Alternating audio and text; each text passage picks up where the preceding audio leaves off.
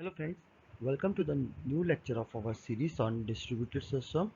Today we are going to discuss remote communication and distributed system. So firstly we need to talk about how an application and operating system works. So this application and operating system, there is the role of middleware in remote communication which helps in the operating system to interact with the application. So there are RPC, RMI and other events which happens. Even there are protocol for message passing and how the data is represented. All that is covered in our middleware. Now we'll discuss about local procedure call. So local procedure call basically happens when a main program calls its local procedure. So what happens is, as soon as the program calls its local procedure, the entities related to the local procedure are initialized from and the stack pointer moves lower on the stack.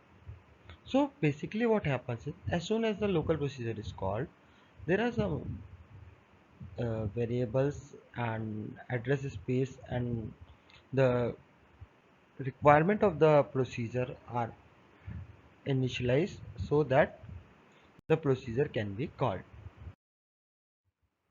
Now we'll talk about remote procedure call. So remote procedure call is a powerful technique for constructing distributed client server based application firstly, and furthermore it is based on extending our conventional local procedure call so that the called procedure need not to exist in the same address space which was earlier at the same space only. So basic RPC operation, what happens is clients make a call and send the argument to the server via a network, and after receiving the client call, the server performs the computation and return the result of the computation to the client via the same network. So this is a simple basic RPC model. Now we'll talk about how an RPC operation is performed. So what happens is client is working on its own, and then you will find client remote procedure call. So after making the call, client is what it does is it stops and wait for the results to come from the server end, and the request is transferred to the server via our network. Then what happens is, after receiving the request from the client, the server call local procedure and returns the result, and the results are transferred via the same network from which the request arrived. So what happens is, after receiving a return from a call, basically receiving the reply from the server, the client starts to perform its job, and this is a basic example of a typical RPC operation. Now we'll talk about the elements of RPC. So basically we have got five elements. First is our client, second is client stub, third is RPC runtime, fourth is our server stub, and fifth is our server. Now we are going to talk about them in detail and how the steps are followed during an RPC. Now we are going to talk how actually the execution of an RPC is done. Firstly, a client invokes a client stub procedure in which parameters are passed in the usual way, and the key thing to note here is that the client stub resides within the client's own address space. Now the client stub marshals pack the parameter into a message. Marshalling includes converting the representation of parameter into the standard format and copying each parameter into the message. Then what happens is, the client stub passes the message to the transport layer, which sends it to the remote server machine through the network. So basically this is our network communication. Then on the server, the message received by the server stub which demarshals or unpacked the parameters and call the desired server routine mechanism using the regular procedure call mechanism. So server is the place where actual procedure is usually run. Now when the server procedure completes, it returns the server stuff via normal procedure call return, which again marshals the return values into a message, and then the server stub then handed over to the message of the transport layer. The transport layer in the similar manner respond back to the client transport layer through the network, and then the client stub demarshals the return message and generates the parameters and execution results of the initial message or the request. This is the manner in which an usual RPC execution takes place. Now, there are two techniques for stub generation. First is our manual generation method, and second is our auto generation using interface definition language. Now we are going to talk how an RPC compilation does take place. So first we'll talk about RPC, interface definition language. It is basically required for our basic standard procedures or like guidelines for our message, which includes the usual address space, the size of the message, and the format of the message. All these are defined by our interface definition language, and they include client stub, header, and server stub. So now we are going to talk about what client program is compiled. So client program compilation requires the code of the program, the client stub, and the other headers, which will make the which will make on compilation our client executable program. And for server program, we require again the header but the server stub instead of client stub, which was used in client program. Now we require server stub. So server stub, header, and the code of the server program on compilation provide us the server executable RPC. We're going to talk about how RPC implementation take place. So there are typically two types of messages in a RPC.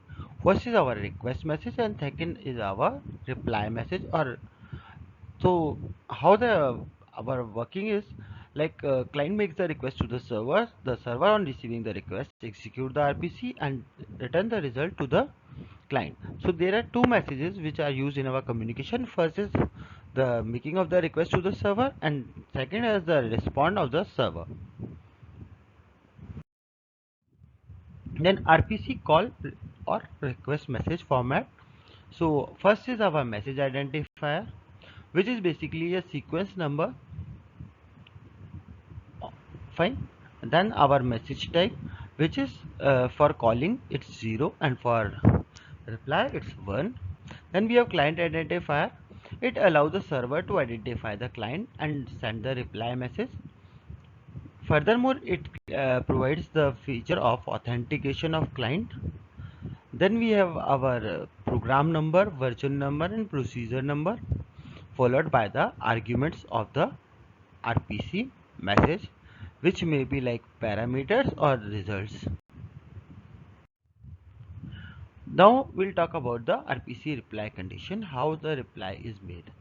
Firstly, when a server receives an untangible call message, probably because the call message has violated the protocol. So the protocol has been violated. So what the response of the server should be, it just simply rejects the call or the message.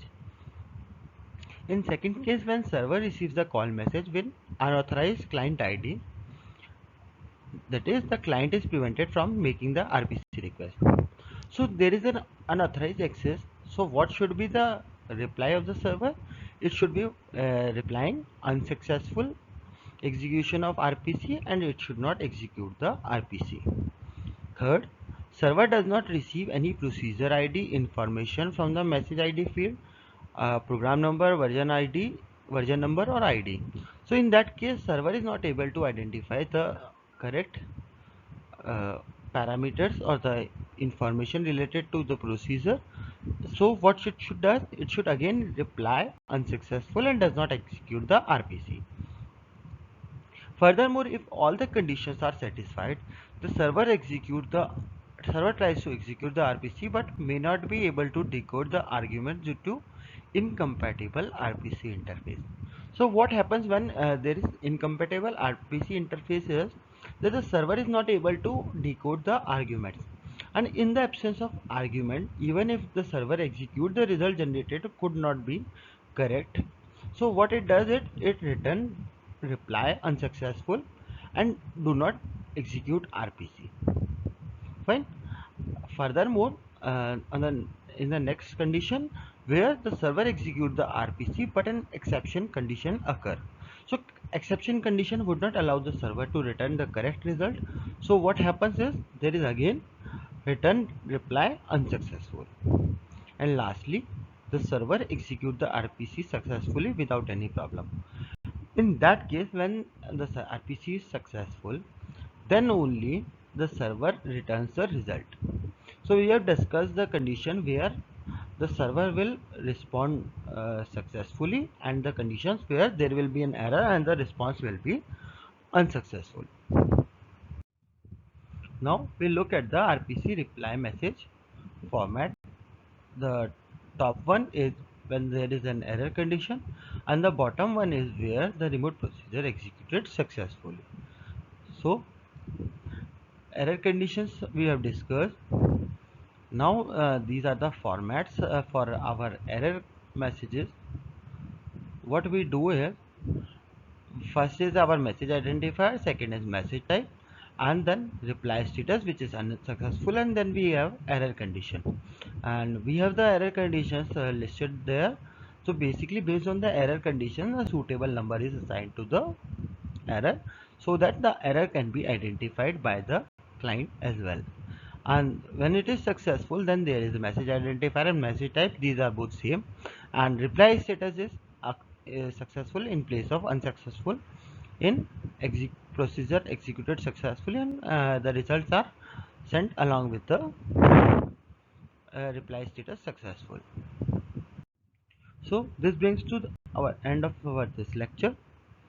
Kindly go through the same via your textbook, and in case if you are facing any difficulty, kindly let me know at utsav@gwca.ac.in. Thank you for your time and support. Take care. Goodbye.